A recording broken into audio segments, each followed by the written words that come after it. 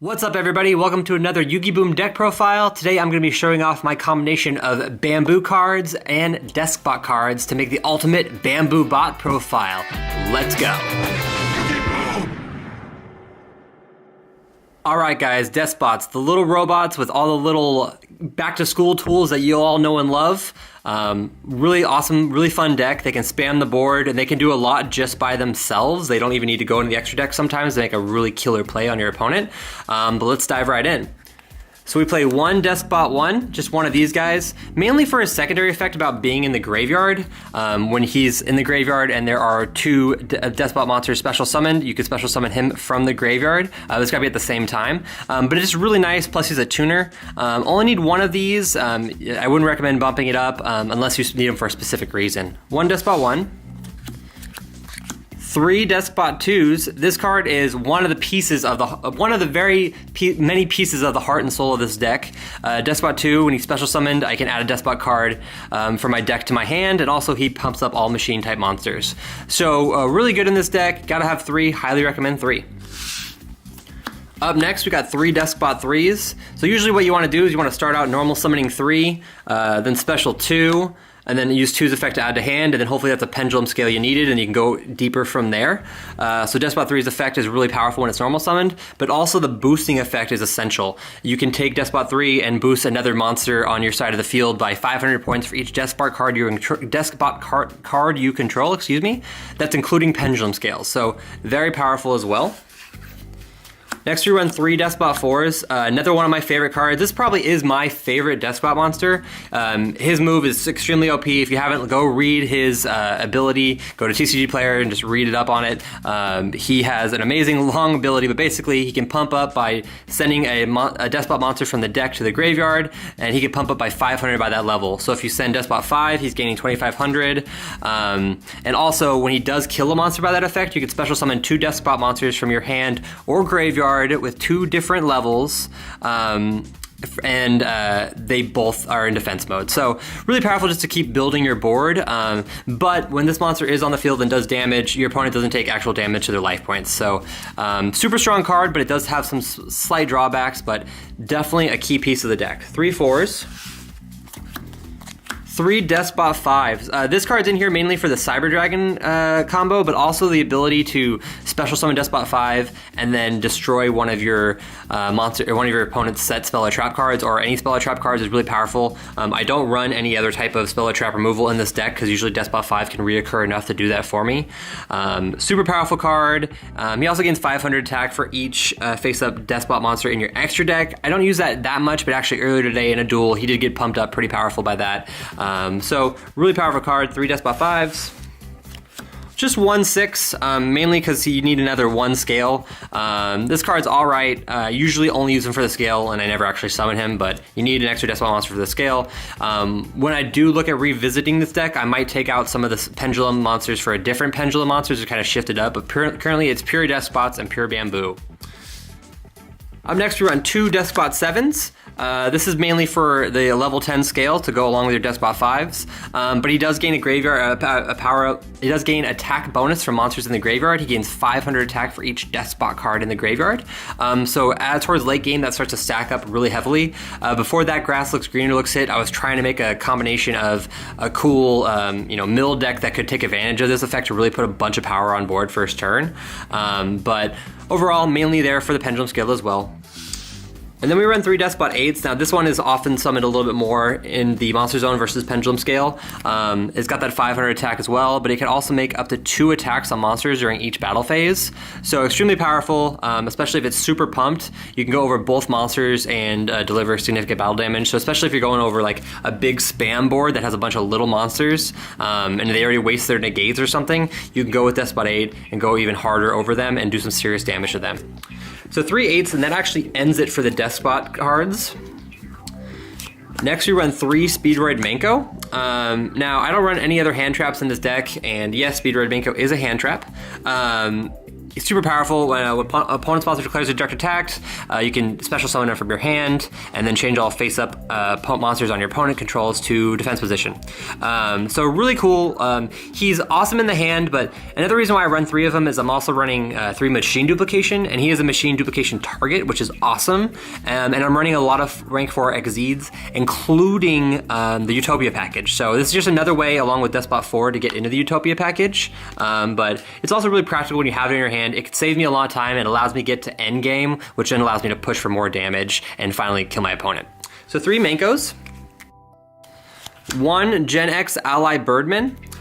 So this card is mainly just to get a monster back that you can either normal summon again or special summon again. With Deskbot 2's effect of special summon, you can do that twice per, or many times per turn. So you can have this on the field, have this get it back, and then pendulum summon to get another search. You can also return 3. So if you specialed 3 for some reason, with the effect of 4 or anything else, you can return 3 and then normal summon it to get that extra effect. Also, it is a tuner, and we do run some synchros in this deck, so it's powerful there as well. So 1 Ally Birdman.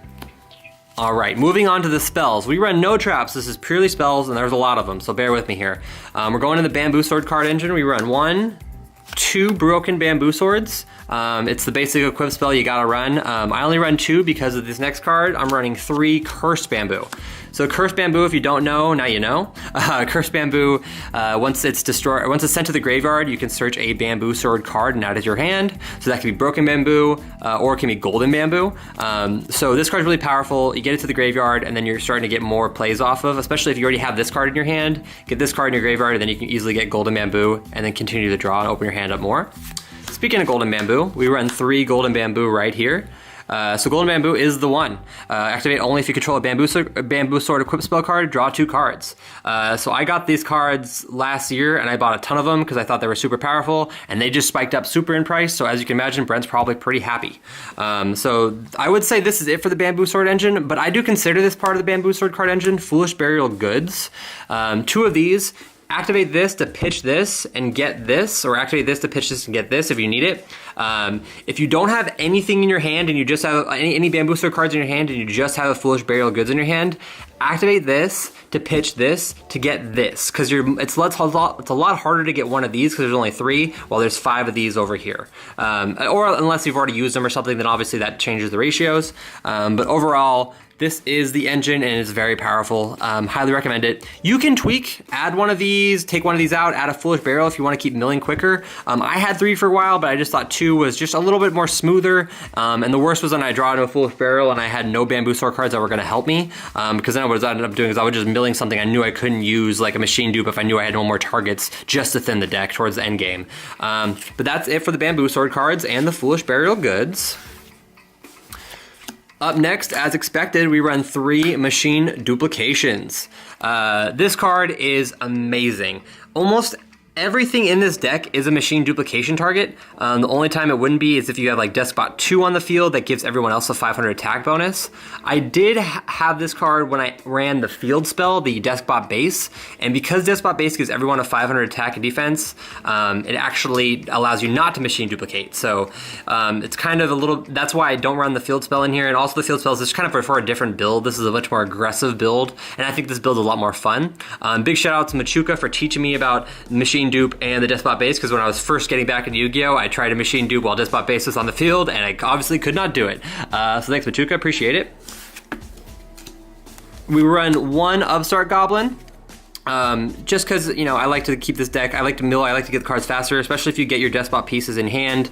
You know, if you have 2 scales plus another card that allow you to search, you can do a lot with, you know, just a small amount of monsters. You can really build your board. So Upstart Goblin just helps in the deck. I always think of Upstart, if you're playing a 49 card or 40 card deck and you have Upstart Goblin, you're basically giving your opponent 1,000 points, life points, to make sure you have 1 card advantage over them in your deck, because you're running only 39. So that's my logic about it. If I needed to take out this card for additional, obviously I wouldn't, but Upstart does help a lot in this deck. So 1 Upstart Goblin. Up next, we do 1 Monster Reborn. All my decks have Monster Reborn. It's too powerful, especially when you're playing up against some powerful Link monsters, Borreload, Saryuja, anything like that. Monster Reborn just helps to get them on your side of the field and kind of help you compete a little bit in any matchup, especially if you're going up against meta. 1 Monster Reborn, 1 Dark Hole, and then 1 Regeki. just mainly for board wipe. If you have a board with a big spam board, or if you have a board that goes into extra link or anything, gotta have Dark Hole, gotta have Regeki, just to really put extra pressure on your opponent and to kind of eliminate their board so you can keep going.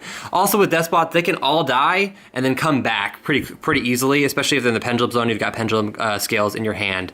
So that's it for the board wipes, and that's it for the spells. So let's go on to the extra deck.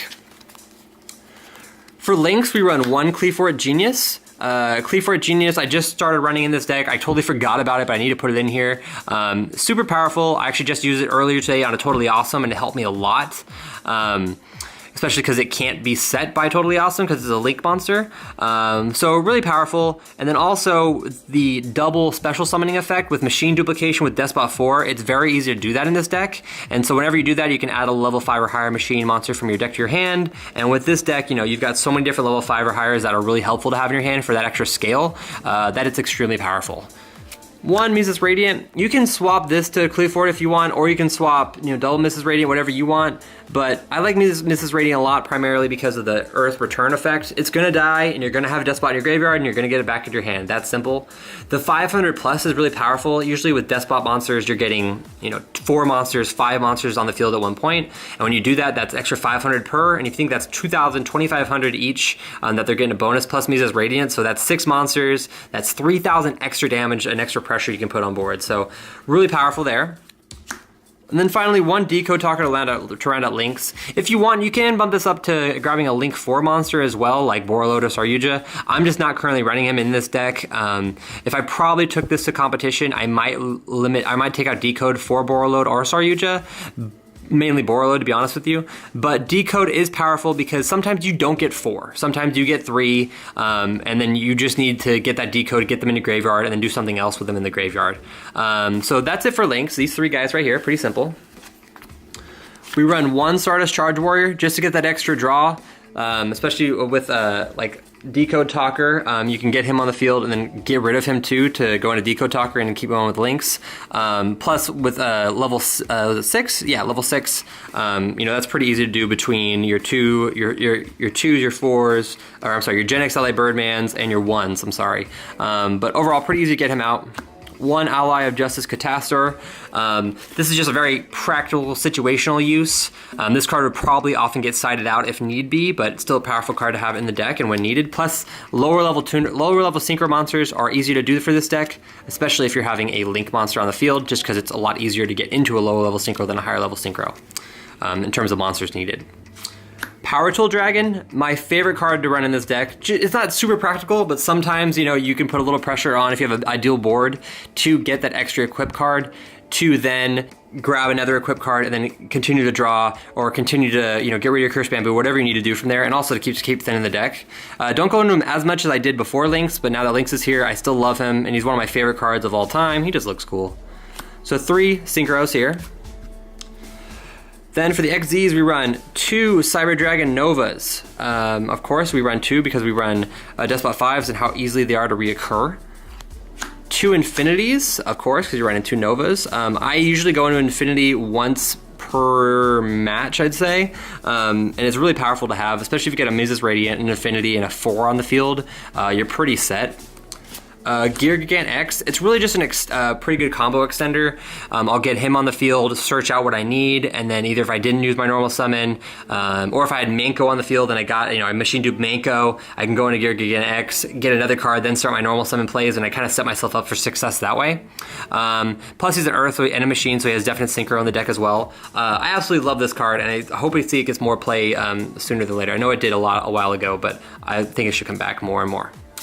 1 Castell, again, it's just situational. You run a lot of level 4s between Manko and the Deskbot 4, so Castell is a really good card to have.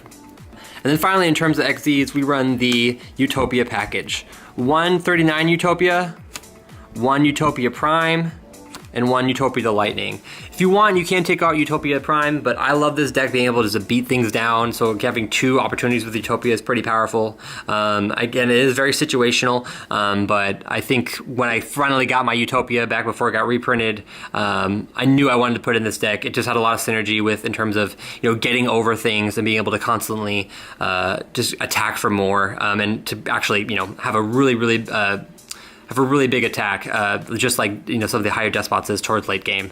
But that's actually it for the XZ cards, and that's actually it for the entire deck. So again, Deskbots, a lot of fun to play with, ton of different opportunities, ton of different combos, and I mean, if you've got a Deskbot 4, a Deskbot 3, and like a Deskbot 8 late game, I don't know where 8 is, there you go. Late game, maybe like a 2. Like this right here is a ton of damage, and then even 1 gets 500 for each machine type monster, and you even have Mankos too that are machine too. So overall, this deck is a lot of fun. I highly recommend it. Plus, it's pretty budget. If you get rid of some of the bamboo cards in the deck, you can make a whole different version of this that is still pretty darn powerful. Awesome, guys. Well, that's the deck. Thank you so much for checking it out. If you have any questions, please leave a comment down in the comment down in the comment section below. Please like and subscribe to YuGiBOOM. Hey, check us out on Twitter and Instagram too. Those links are down in the description below. We are currently building up both of those channels, and we hope to see more of our fans find us there. Thanks again for watching YuGiBOOM, guys, and until next time, peace.